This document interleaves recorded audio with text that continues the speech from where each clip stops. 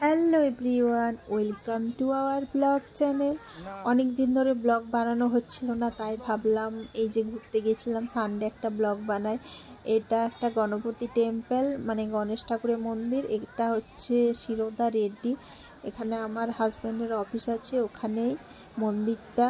তো প্রথম যখন এসেছিলাম এখানে, প্রথম দিন তো অফিসে গিয়েছিলাম, ওখান থেকে মন্দিরে দর্শন করে তারপর আমরা শ্রাবণ বাড়িতে এসেছিলাম। তো অনেক দিন হলে যাবো যাবো করছে, যাওয়া হচ্ছিল না। তা বললো এই সানডেতে চলো ঘুরে আসি, সেই করে যাওয়া। প্রথম যেদিন গিয়েছিলাম সেদিন কিন্তু এতটা ভিড় ছিল না, ফাঁকা ছিল। কিন্তু এই সানডে দেখলাম প্রচুর ভিড়, হয়তো এখন গ্রীষ্মের ছুটি পড়েছে আর সানডে সেই জন্য কিনা জানি না। তবে প্রথম দিন আমরা বুধবার দিনই গিয়েছিলাম, বুধবার গণেশ ঠাকুরেরই দিন হয়, তো সেদিন গিয়েছিলাম। তো এখানে এই মন্দিরটা খুব জাগ্রত, শুনেছি গণেশ ঠাকুর খুব জাগ্রত। আর এই ঠাকুরটা হচ্ছে, এই মূর্তিটা কোনো বানানো মূর্তি না, এটা পাহাড়ের ভেতরে, পাহাড় যখন কাটা হয়েছে তখন এই মূর্তিটা বেরিয়ে এসেছে।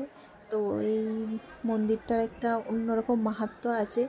আর এ দেখো, ঠাকুরটা দেখলেই তোমরা বুঝতে পারবে, এত মানে পাথরের তো এত গ্লেজি না, দেখো পুরো একদম মানে যে হাতে মূর্তি বানানো সেরকম না। দেখো কি সুন্দর গণেশের মূর্তিটা, খুব সুন্দর, খুব ভালো লাগে। এখানে দুইবার গেলাম।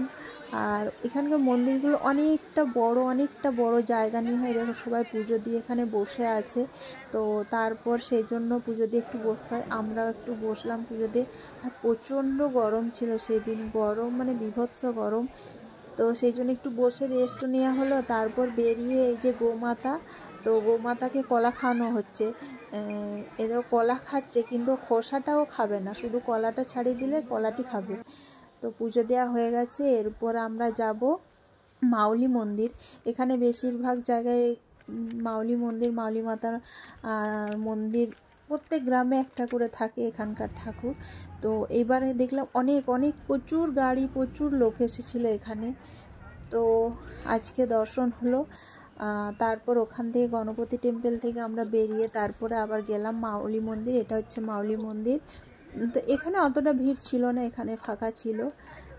এখানে দেখ প্রত্যেকটা মন্দির এখানে না অনেকটা বড় জায়গা নিয়ে, পুরো সে একটা যেমন সে একটা কী বলে চাতাল না কি বলে, সেরকম বসার জন্য বাইরেটাই দেখো পুরো অনেকটা ফাঁকা জায়গা, আর মন্দিরটা তারও ভেতরে। তো আর এক একটা কাজ পাথরের মধ্যে কি সুন্দর করে সূক্ষ্মভাবে বানানো।